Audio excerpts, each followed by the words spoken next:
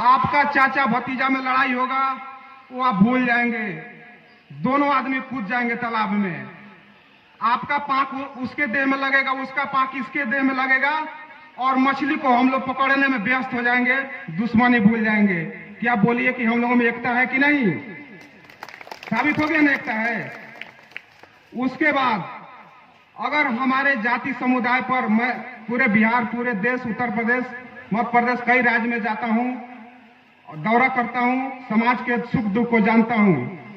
99% मैं अध्ययन किया हूं, देखा हूं कि मेरे समाज के ऊपर अगर कोई भी आदमी उंगली उठाता है, मेरे समाज के किसी भी बेटा को अगर कोई मारता है, तो मेरे गांव के, मेरे समाज के तमाम माताएं बहनें लाठी डंडा लेकर उस गांव पर उमड़ जाता है। क्या ये बात सही है कि नहीं है? अब बताइए, मार में आप आगे हैं, पोखरा में 5 किलो मछली पकड़ने के लिए चाचा भतीजा में दुश्मनी बुला करके जाकर एक दूसरे में कादो लगा रहे हैं, एक दूसरे से सट रहे हैं, वहां दुश्मनी भूल गए, तो क्या एकता नहीं है?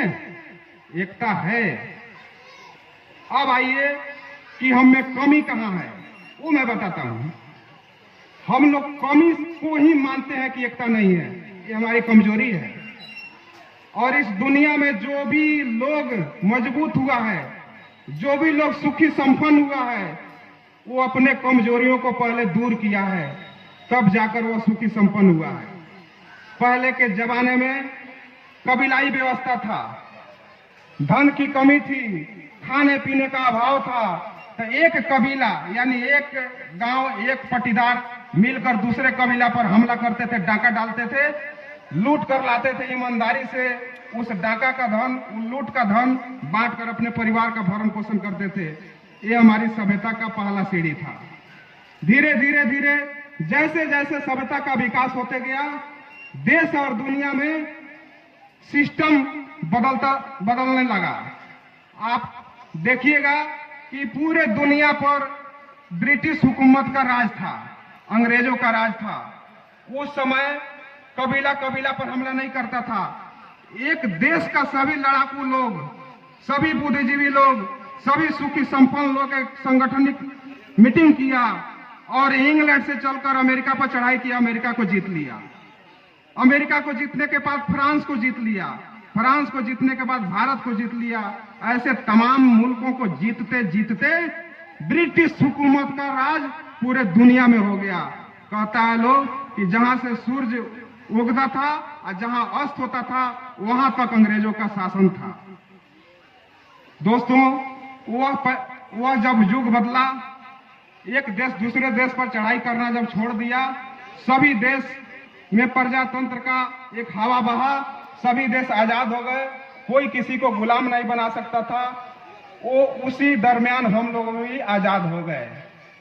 दोस्तों, आज आजादी में अगर आप किसी के गांव पर हमला करते हैं, आप गुंडा एक्ट के तहत, डाकू के एक्ट के तहत जेल चले जाएंगे, आपको प्रतिबंधित कर दिया जाएगा, आप ऐसा नहीं कर सकते हैं। लेकिन पहले के जमाने में आप कितना भी शक्तिशाली हैं, कितना भी गांव को डाका डालकर लूट लीजिए, कोई रोकने वाला, कोई कानून व्यवस्था नहीं था।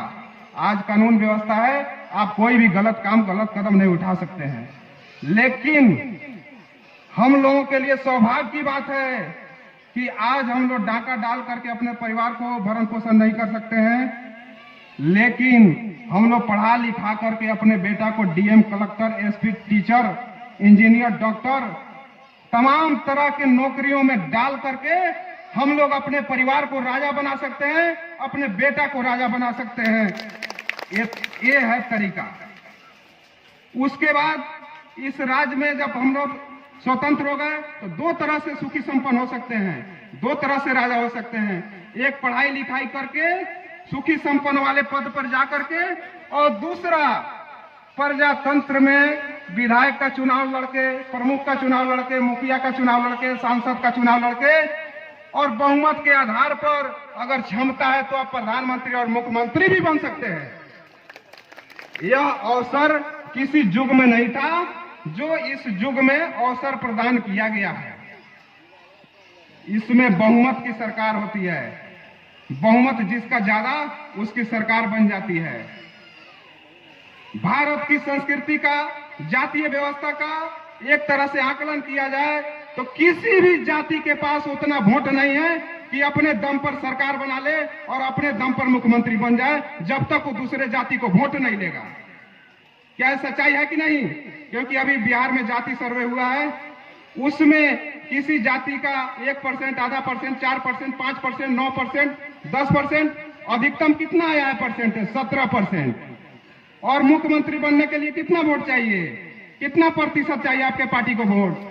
लगभग 35%, 35%, 40% के आसपास वोट चाहिए। अब बताइए, आपके कुछ जाति का जनसंख्या मात्र 17% है और उसको वोट चाहिए 35%। उसको तो अदर जात का लोग वोट देगा तभी ना वो मुख्यमंत्री बनेगा। हमारे नीतीश कुमार जी आज 2500 वर्षों से मुख्यमंत्री बने हुए हैं, उनकी मात्र आबादी 2.5% है, लेकिन अन्य जाति का लोग वोट लेते हैं। किस चीज से लेते हैं?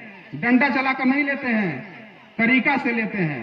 तो यह अवसर इस समय में यह भी भगवान ने दिया है कि आप तरीका अप्लाई करके, एकता अप्लाई करके, एकता नहीं वोट देने का तरीका जान करके आप अपने घर में सांसद पैदा कर सकते हैं, आप अपने घर में विधायक पैदा कर सकते हैं, आप अपने घर में मुख्यमंत्री भी पैदा कर सकते हैं, आप अपने घर में प्रधानमंत्री भी पैदा कर सकते हैं। लेकिन मेरे लोग तरीका अप्लाई नहीं करता है। मैं पूरे देश का दौरा किया तो मुझे यही लगा कि मेरे जातियों में जो जलछत्री समाज है, जो निषाद समाज है, जितना वो कूड़ी है, उसमें एकता की कमी नहीं है, सूझबूझ की कमी है, सोच की कमी है। वो अगर सुधार ले तो उसके घर में नौकरी भी होगा, उसके घर में सांसद भी होगा, उसके घर में विधायक भी होगा, उसके घर में मुख्यमंत्री भी होगा, उसके घर में प्रधानमंत्री भी होगा।